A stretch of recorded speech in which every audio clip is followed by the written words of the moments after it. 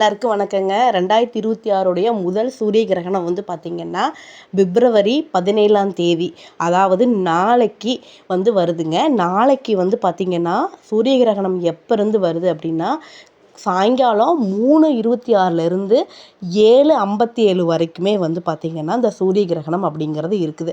இது பார்த்திங்கன்னா வளைய வடிவ சூரிய கிரகணமாக வரும். அதாவது பார்த்திங்கன்னா சூரிய கிரகணம் அப்படின்னா சூரியன், பூமி, சந்திரன் மூணுமே ஒரே நேர்கோட்டில் வர்றதுங்க. இதில் பார்த்திங்கன்னா சூரியனுக்கும் பூமிக்கும் இடையில சந்திரன் வர்றது சூரிய கிரகணமாக இருக்குது. இது இந்த தடவை முழு கிரகணமாக இல்லாமல் வளைய வடிவில் தெரியும் அப்படின்னு சொல்லியிருக்காங்க.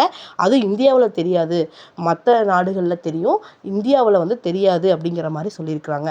இந்தியாவில் தெரியலனாலுமே நமக்கு சூரியன் அப்படிங்கிறது நம்ம எல்லாத்துக்குமே ஒன்று தான்.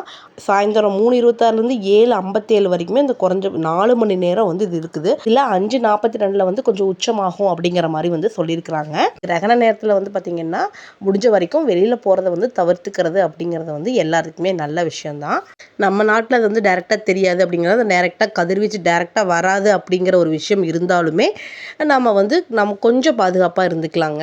அப்புறம் அந்த அன்னைக்கு மட்டும் பார்த்திங்கன்னா, அதாவது நாளைக்கு மட்டும் பார்த்திங்கன்னா சாயந்தர நேரத்தில் கொஞ்சம் ஈஸியாக டைஜஸ்ட் ஆகிற ஃபுட்டு எல்லாருமே சாப்பிட்டுக்கிறது அப்படிங்கிறது ஒரு நல்ல விஷயம். ஏன்னா கிரகணத்தப்போ நம்ம டைஜஸ்டிவ் சிஸ்டம் ரொம்ப ஸ்லோவாக இருக்கும். ஸோ அதனால் ஏதாவது சாப்பிட்டோம் அப்படின்னா கொஞ்சம் வயிற்றுக்கு ஒத்துக்காமல் போகிறக்கு வாய்ப்பு இருக்குது. அதனால் அது மட்டும் பார்த்து நீங்கள் கவனமாக சாப்பிட்டுக்கோங்க.